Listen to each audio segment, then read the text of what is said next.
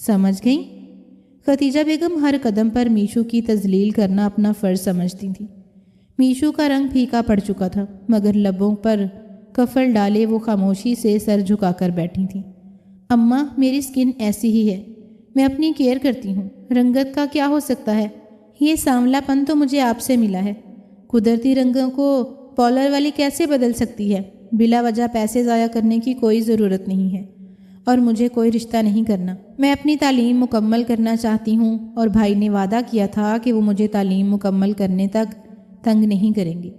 Please آپ بھی مجھے چھوڑ دیں۔ یہ سب نازی کی صاف گو عادات پر ختیجہ بیگم تلملا کر رہ گئی تھیں۔ نازی، ہر وقت زبان چلانا تمہاری عادت بن گئی ہے، کتنی بار کہا ہے اپنے کمرے میں رہا کرو۔ ہم شریف لوگ ہیں، مگر تم ہر وقت اس چنڈال کے ساتھ رہ کر اس سے بدتمیزی سیکھ رہی ہو، ماں سے بات کرنے کی تمیز بھولتی جا رہی ہو۔ ابھی اور اسی وقت اٹھو اور جاؤ اپنے کمرے میں، اور دوبارہ مجھے اس کے آس پاس دکھائی دیں تو جان سے مار ڈالوں گی۔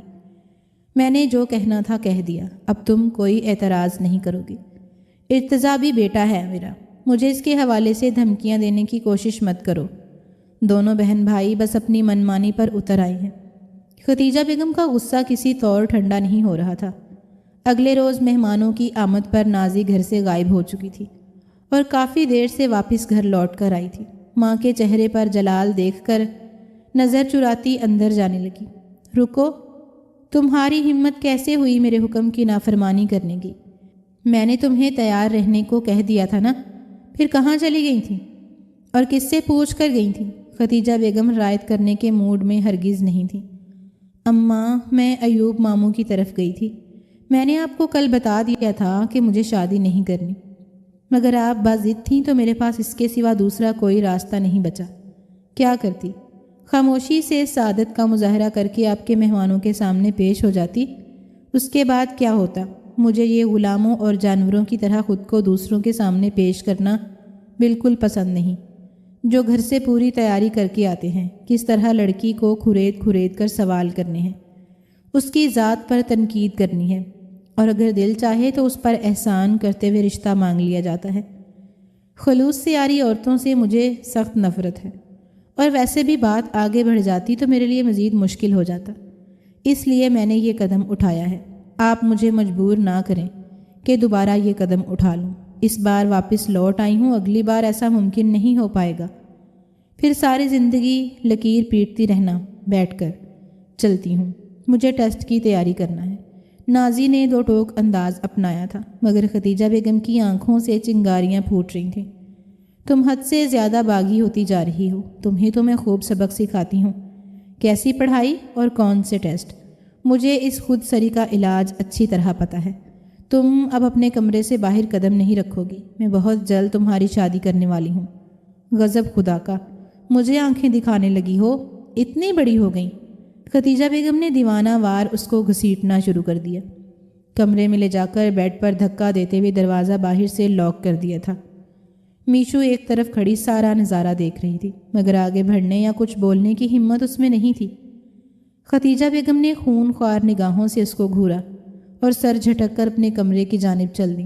چند روز تک نازی نے خوب ہنگامہ کیا، مگر پھر بالکل خاموش ہو گئی تھی۔ ختیجہ بیگم کو جب یقین ہو گیا کہ نازی اب منہ زوری دکھانے کی کوشش نہیں کرے گی، تو اس کو کمرے سے نکلنے کی اجازت دے دی، مگر گھر سے اب بھی باہر جانے کی اجازت نہیں تھی۔ اور پھر ایک روز نازی کو میشو سے بات کرتے سنا تو ان کے اعصاب جھنجھلا اٹھے تھے۔ میشو بھابھی، پلیز آپ کچھ کریے، بھائی کو اس بارے میں بتائیے، وہ میری مدد کریں گے۔ میں کسی اور کو پسند کرتی ہوں اور اس کے علاوہ کسی کے بارے میں سوچنا بھی نہیں چاہتی۔ نازی نے ہلکی آواز میں میشو کو اپنا راز سونپا تھا، مگر نازی، تم جانتی ہو اماں کبھی نہیں مانیں گی۔ میشو خوف محسوس کر رہی تھی۔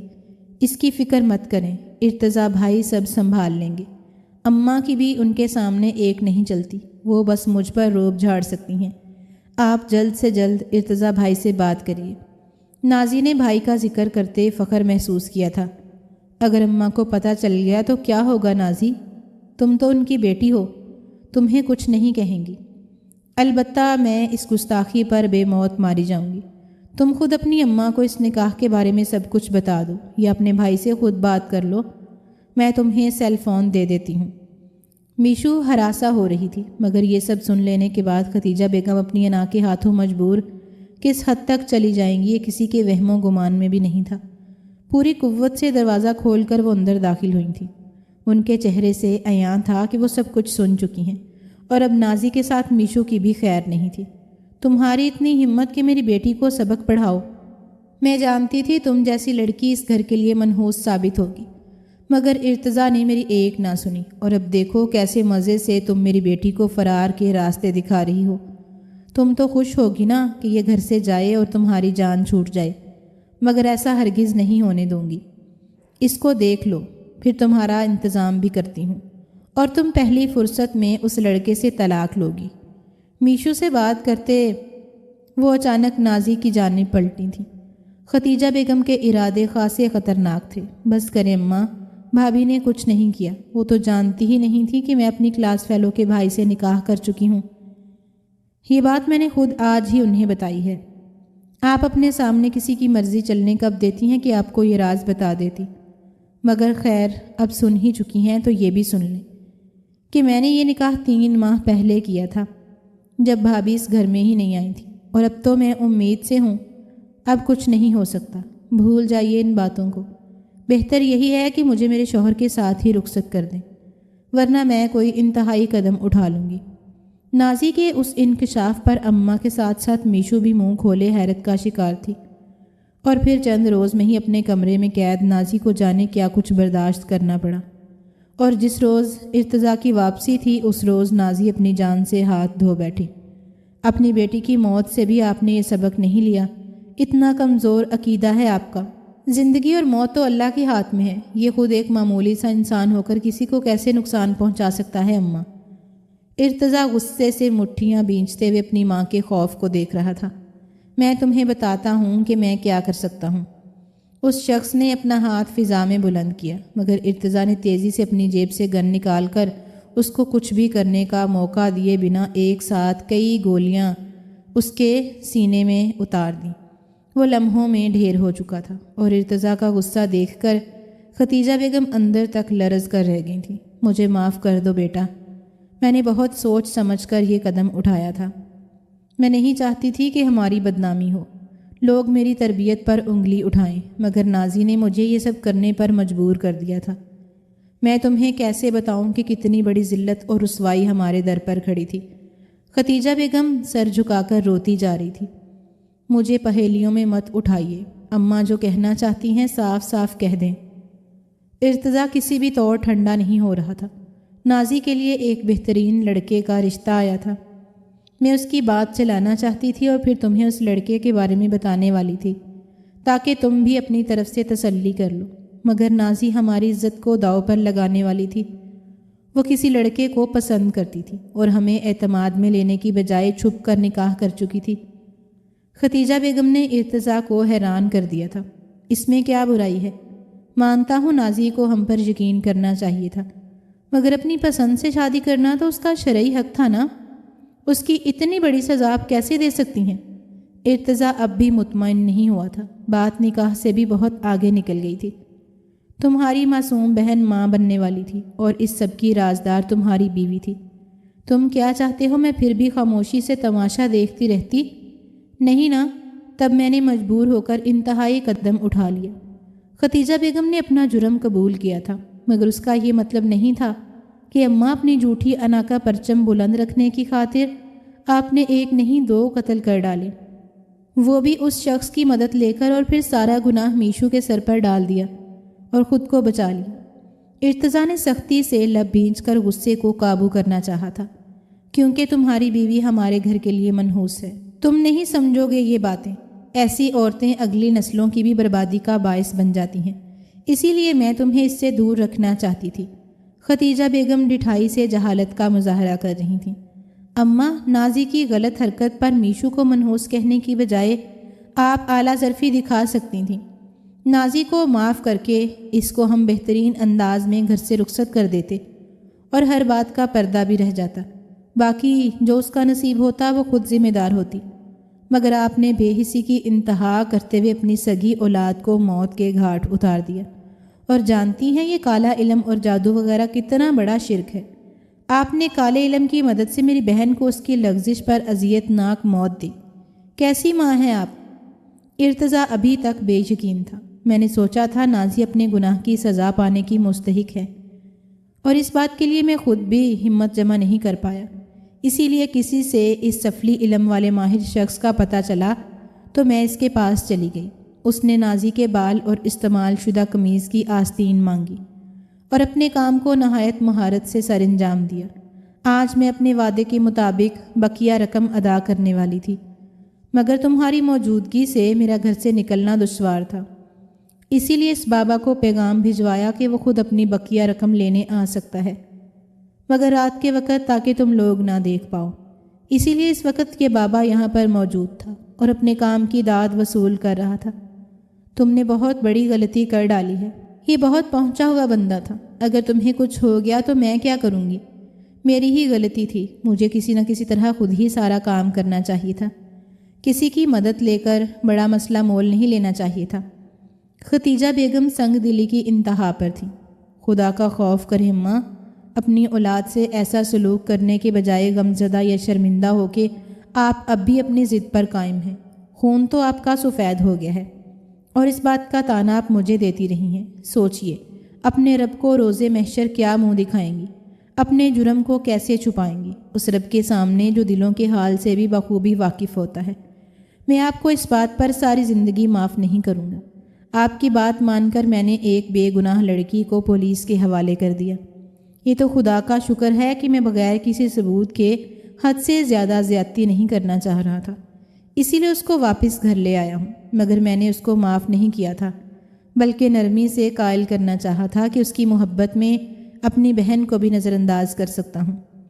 میرا ماننا تھا کہ اس طرح وہ مطمئن ہو کر کبھی نہ کبھی ضرور کوئی غلطی کرے گی، مگر وہ گناہ گار ہوتی تو غلطی کرتی نہ۔ میری خاموشی اور مسلسل اسی بات پر شک کرنے سے آپ مطمئن ہو گئیں اور میری موجودگی میں اس شخص کو گھر پر بلا کر غلطی کر ڈالی۔ شاید آپ نے غلطی سے صحیح مگر بڑے دل سے نازی کی میت کے سراہنے بیٹھ کر اس کے لیے انصاف مانگا تھا، اور میرے رب سے زیادہ انصاف کرنے والا تو کوئی ہو ہی نہیں سکتا۔ اب میں مزید اس گھر میں آپ کے ساتھ ایک دن بھی نہیں رکوں گا۔ اب سمجھ آ گئی ہے مجھے کہ آپ کیوں مجھے یہ کہہ کر منع کر رہی تھیں کہ بہن کی موجودگی میں چونچلے نہ کروں۔ میں آپ کی عزت کرتا تھا، خاموش ہو گیا۔ یہ نہیں کہہ سکا کہ شادی ہو جانے کے بعد بیوی کو اپنے گھر میں ہر مرد رکھتا ہے، تو میں یہ سب کر کے کیا غلط کر دیتا؟ آپ کی تو نیت ہی خراب تھی۔ اول روز سے آپ کو اس بات سے الجھن ہو رہی تھی کہ میں نے خود اپنے لیے لڑکی پسند کیوں کی ہے، اور وہ بھی عام سے گھرانے کی۔ آپ جانتی ہیں میرے لیے یہ مادی چیزیں کبھی اہمیت رکھتی ہی نہیں تھیں۔ مجھے دل اور کردار کی خوبصورتی چاہیے تھی جو مجھے اس لڑکی میں ملی تھی، مگر افسوس آپ جیسی مادہ پرست انا کے غم میں ڈوبی خود غرض ماں یہ بات کبھی نہیں سمجھ سکتی تھی۔ آپ رہی اپنے اس گھر میں اپنی انا کے ساتھ جو آپ کو اپنی اولاد سے زیادہ عزیز ہے۔ وہ بکتا جھکتا وہاں سے جا چکا تھا، اور ختیجہ بیگم آج اپنی انا کا بت ٹوٹنے پر پچھتا رہی تھی، مگر احساس ہونے میں اتنی دیر ہو چکی تھی کہ خالی ہاتھ بس پچھتاووں کے ساتھ جینا تھا۔ میجر ارتضیٰ واپس اپنے کمرے میں لوٹ آیا تھا، جہاں اس کی بیوی بستر پر پڑی درد سے گراہ رہی تھی۔ مجھے معاف کر دو میشو، زندگی میں پہلی بار میں حقیقت کو پہچاننے سے قاصر رہا اور انجانے میں تمہارے لیے تکلیف کا باعث بنا ہوں۔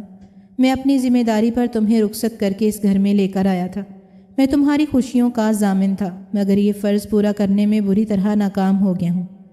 تمہارے لیے تکلیف کا باعث بن کر بے حد شرمندہ ہوں۔ میں نے اپنی ماں پر اندھا اعتماد کیا تھا، سمجھ ہی نہیں پایا کہ وہ تم سے اس قدر نفرت کریں گی کہ تمہیں برباد کر کے رکھ دیں۔ اس عورت سے میں کیا گلہ کروں جو اپنی سگی اولاد کی نہیں، مگر کاش تم نے مجھ پر اعتبار کیا ہوتا اور مجھے سب کچھ سچ سچ بتا دیتی۔ کم از کم تمہیں اس طرح سے اذیت کا سامنا نہیں کرنا پڑتا، اور نہ ہی پورے 3 روز پولیس اسٹیشن میں تفتیش کا سامنا کرنا پڑتا۔ وہ ضبط کی انتہاؤں پر تھا۔ میں کیوں سمجھ نہیں پایا کہ تم خوف زدہ ہو؟ کیوں تمہاری بے بسی محسوس نہیں کر پایا؟ میں نے تم سے محبت کا دعویٰ کیا تھا، مگر تم پر اعتبار نہیں کر پایا، کیونکہ میں اپنی بہن نازش سے بھی بے حد محبت کرتا تھا۔ اس کی محبت میں سچ اور جھوٹ کا اندازہ نہیں کر پایا، مگر اب مزید نہیں، اب میں تمہیں خود سے کبھی دور نہیں کروں گا۔ اپنی ماں کی بات سن کر تمہیں ان کے رحم و کرم پر چھوڑ دینا بھی میری خود غرضی تھی۔ ہو سکے تو میری یہ غلطی معاف کر دینا، میں تم سے بے حد محبت کرتا ہوں، اور اگر تمہیں کچھ ہو جاتا تو میں ساری زندگی خود کو معاف نہیں کر پاتا۔ کاش تم مجھ پر اعتبار کر لیتی میشو، کاش مجھ پر اعتبار کر کے دیکھا ہوتا تو میں ایک بار بھی تمہیں مایوس نہیں کرتا۔ میجر ارتضیٰ نے بے اختیار آگے بڑھ کر میشو کو اپنی باہوں کے گھیرے میں لیتے ہوئے اپنی غلطی کا اعتراف کیا تھا۔ آج بند کمرے میں اپنی مردانگی کو بھلا کر وہ شخص پھوٹ پھوٹ کر رو رہا تھا، اور میشو حیرت سے اس کی باتیں سن رہی تھی۔